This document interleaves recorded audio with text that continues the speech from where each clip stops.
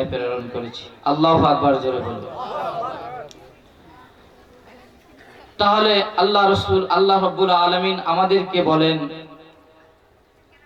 তোমরা যদি শান্তি খুঁজতে চাও, তোমরা যদি শান্তি চাও, ভালো থাকতে চাও, ভালোভাবে চলতে চাও, তোমাদের যে চাহিদা আর যে নিয়ম, এর ভিতরেই প্রকৃত শান্তি আর সুখ কখনো খুঁজে পাওয়া যাবে না, ততক্ষণ পর্যন্ত আল্লাহ তাআলা বলেন লাকদ, কোথাও পাবে না।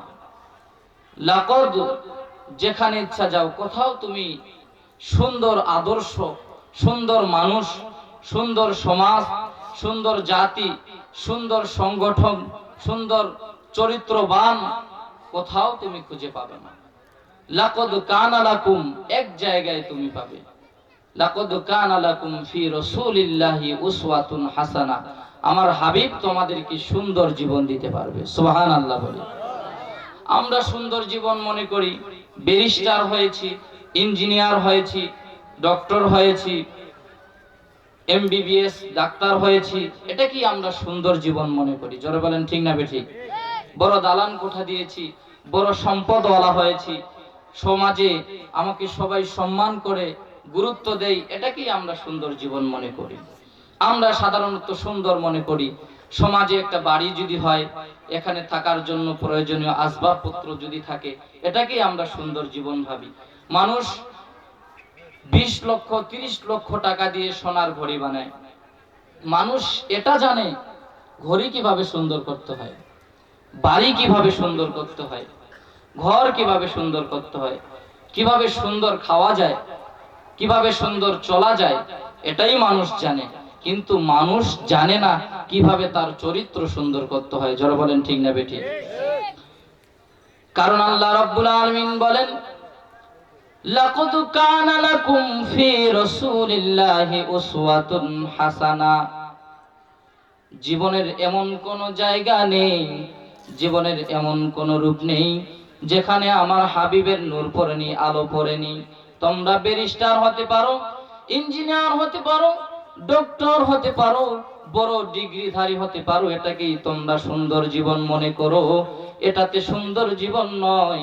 সুন্দর জীবন যদি খুঁজতে চাও, সুন্দর জীবন, চরিত্রবান আখলাকওয়ালা সমাজ যদি সুন্দর করতে চাও, তো সিরাতুল মুস্তাফার ভিতরে তোমাকে ডুব দিতে হবে। ঠিক না বেটি? এগুলোতে সুন্দর সুখ নেই, শান্তি নেই, এগুলোকেই আমরা সুন্দর মনে করি, এটাকেই আমাদের জীবন মনে করি। ছেলেটাকে যদি একটা সুন্দর সরকারি চাকরি দিতে পারি, বাস, জাস্ট যথেষ্ট। সুন্দর একটা বিল্ডিং দিয়ে দিলাম, এটাতেই আমরা সুন্দর জীবন। এটাতে তো সুন্দর নয়। আল্লাহ তাআলা বলেন, লাকাদ কানা লাকুম ফি রাসূলিল্লাহি উসওয়াতুন হাসানা, মানুষ মানুষের আখলাক যদি সুন্দর করতে চায়, মানুষ যদি তার জীবনটাকে সুন্দরভাবে চলাইতে চায়, জীবনটাকে সুন্দরভাবে পরিচালনা করতে চায়, সমাজটাকে সুন্দর করতে চায়, বাড়িটাকে সুন্দর করতে চায়, আখলাককে সুন্দর করতে চায়, ব্যবহারকে সুন্দর করতে চায়, কথাবার্তাকে সুন্দর করতে চায়, সে যেন সিরাতে মুস্তাফায় ডুব দিয়ে দেয়। আল্লাহু আকবার, জোরে বলুন। কোথায় ডুব দিতে হবে? সিরাতে মুস্তাফায়, নবীর জীবনীতে ফিরে যেতে হবে আমাদের। আল্লাহ রাসূল সাল্লাল্লাহু আলাইহি ওয়াসাল্লাম বলেন, বুইসতু লিউতাম্মিমা মাকারিমাল আখলাক, আল্লাহ রাব্বুল আলামিন আমাকে উত্তম চরিত্রের মাধুরী দিয়ে দুনিয়ায় প্রেরণ করেছেন। আমি আপনি যদি সুন্দর আখলাকওয়ালা হতে চাই, নবীজির সিরাতে ফিরে যেতে হবে। নবীজি কিভাবে চলেছেন, নবীজি কিভাবে খেয়েছেন, নবীজি মানুষের সঙ্গে কিভাবে কথা বলেছেন, নবীজি মানুষের সঙ্গে কিভাবে ব্যবহার করেছেন, আমি আপনি যদি পরিপূর্ণভাবে প্রকৃতভাবে সিরাতে মুস্তাফায় ডুব দিয়ে দেই, তো আমি আপনি সুন্দর মানুষ আল্লাহর কাছে হয়ে যাব। সুবহানাল্লাহ।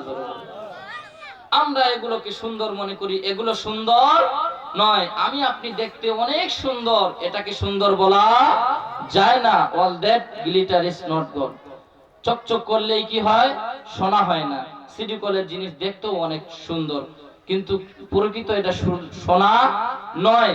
প্রকৃত মানুষ আমরা দেখতে অনেক সুন্দর, কথাবার্তা আমাদের বেমানান, আমাদের আখলাক খারাপ, আমাদের চরিত্র খারাপ, এই মানুষের সমাজে কোনো দাম আছে নাই। আল্লাহ রাসূল সাল্লাল্লাহু আলাইহি সাল্লাম বলেন, বুইসতু লিউতাম্মিমা মাকারিমাল আখলাক, উত্তম চরিত্রের মাধুরী দিয়ে আল্লাহ আমাকে প্রেরণ করেছে। কোন মানুষ যদি সুন্দর চরিত্রবান হতে চায়, সমাজে আদর্শবান মানুষ হতে চায়, সেজন্য আমি নবীকে পুঙ্খানুভাবে অনুসরণ করি। সুবহানাল্লাহ। কাকে অনুসরণ করতে হবে? রসুলকে অনুসরণ করতে হবে। কিভাবে রসুল খেয়েছেন, কিভাবে চলেছেন, কিভাবে ব্যবহার করেছেন, কিভাবে কথাবার্তা বলেছেন, হুবহু যদি আমরা সেভাবে অনুসরণ করতে পারি, তাহলে আমার আপনার জীবনটা সুন্দর জীবন হয়ে যাবে। সুবহানাল্লাহ বলি। আর আল্লাহ তাআলার আদেশ, তাই আমার হাবিব যেভাবে চলেছে, যেভাবে খেয়েছেন, সেভাবেই তোমরা করো। আল্লাহ তাআলা বলেন, কুল ইন কুনতুম তুহিব্বুনাল্লাহ ফাত্তাবিউনি ইউহিব্বুকুমুল্লাহ ويغفر لكم ذنوبكم والله غفور رحيم। আল্লাহু আকবার। জোরে বলি। আমার আল্লাহ ডাকটা বলেন, এ দুনিয়ার মানুষ সকল, আমি আল্লাহর আদেশ, আমি আল্লাহর নির্দেশ হলো, কুল ইন কুনতুম তুহিব্বুনাল্লাহ ফাত্তাবিউনি ইউহিব্বুকুমুল্লাহ ويغفر لكم ذنوبكم والله غفور رحيم। তোমরা যদি আমি আল্লাহকে ভালোবাসতে চাও, ফাত্তাবিউনি, তোমরা আমার হাবিবের অনুসরণ করো। তোমরা যদি আমার হাবিবের অনুসরণ করতে পারো, ওয়ায়াগফির লাকুম যুনুবাকুম, আমি আল্লাহ তাআলা তোমাদের জিন্দেগীর সব গুনাহগুলো maaf করে দিব। সুবহানাল্লাহ। জোরে বলি, আরো জোরে বলি সুবহানাল্লাহ।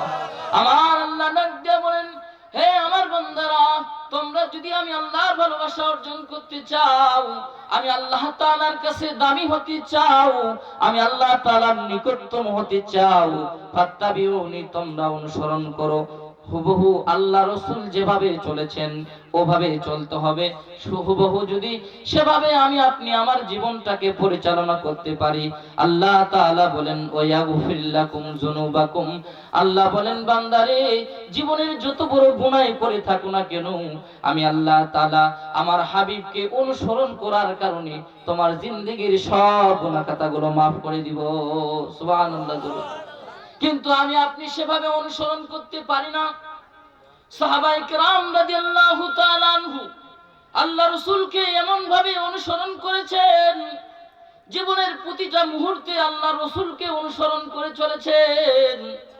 একজন সাহাবী যে আল্লাহ রাসূলের দর্শন লাভ করেছেন, রাসূলকে শুধু দেখেছেন, ঈমান এনেছেন, রাসূলকে দেখেছেন, ইন্তেকাল করেছেন, মা সামা ও মা সাল্লা, এক ওয়াক্ত নামাজও পড়ে নাই, এক ওয়াক্ত রোজাও, একটা জীবনে জিন্দেগিতে রোজাও রাখে নাই, শুধু রাসূলের দর্শন লাভ করেছে, রাসূলকে দেখেছেন, মরে গেছেন।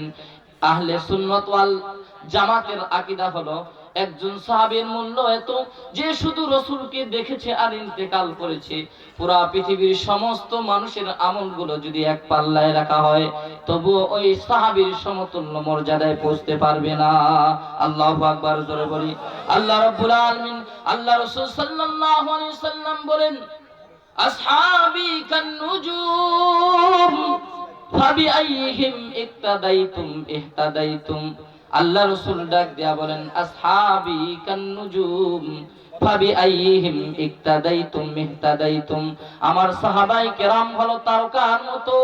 পুরা বিশ্ব যদি সাহাবায়ে কেরামকে অনুসরণ করে, পুরা বিশ্ব হেদায়েত পেয়ে আল্লাহর জান্নাতের ভিতরে চলে যাবে। সুবহানাল্লাহ। আল্লাহ রাসূলের দর্শন লাভ এমন একজন সাহাবীর সমতুল্য কেউ হতে পারবে না। যত বড় ওলি হোক না কেন, যত বড় আল্লাহর ওলি হোক না কেন, সাহাবীর দর্শন লাভ করেছে আর ইন্তেকাল করেছে।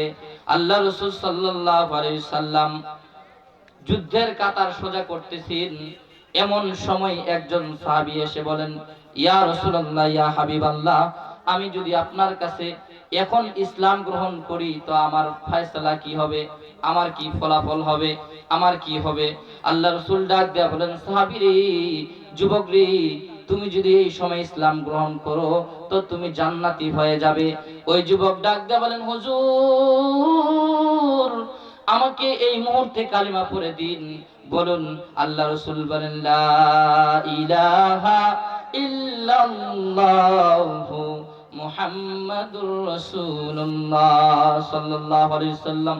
যুবক ডাক দিয়ে বলেন, হুজুর কালিমা তো গ্রহণ করেছি, ইসলাম গ্রহণ করেছি, এখন আমার কাজ কি? আল্লাহ রাসূল ডাক দিয়ে বলেন, যুবক রে, দেখো না যুদ্ধের কাতার সোজা করতেছি। যুবক ডাক দিয়ে বলেন, হুজুর রাখালের পাল নিয়ে আসছি, রাখালগুলো ছাগলের পাল নিয়ে এসেছি, আমি একজন রাখাল, ছাগলের পালগুলোর মালিককে বুঝিয়ে দিয়ে এরপরে আমি আসতেছি। যুবক পালগুলো বুঝিয়ে দিয়ে যুদ্ধের ময়দানে এসে দেখে তুমুল যুদ্ধ শুরু হয়ে গেছে। সাহাবী সেখানে যুদ্ধে অংশগ্রহণ করেছেন।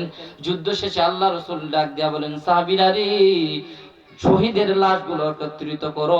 শহীদের লাশগুলো যখন একত্রিত করতেছে, আল্লাহ রাসূল দেখে একজন যুবকের দিকে, চেহারার দিকে তাকাইয়া মুস্কি হাসি হাসতেছেন।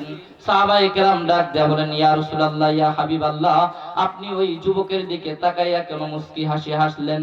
আল্লাহ রাসূল ডাক দেয়া বলেন, এ আমার সাহাবীরা, কিছুক্ষণ আগে যেই ব্যক্তি ইসলাম গ্রহণ করে গিয়েছে, যুদ্ধের ময়দানে সে শহীদ হয়েছে, সে এমন তাকে ফেরেশতারা জান্নাতে নেওয়ার জন্য টানা হেচড়া করতেছে।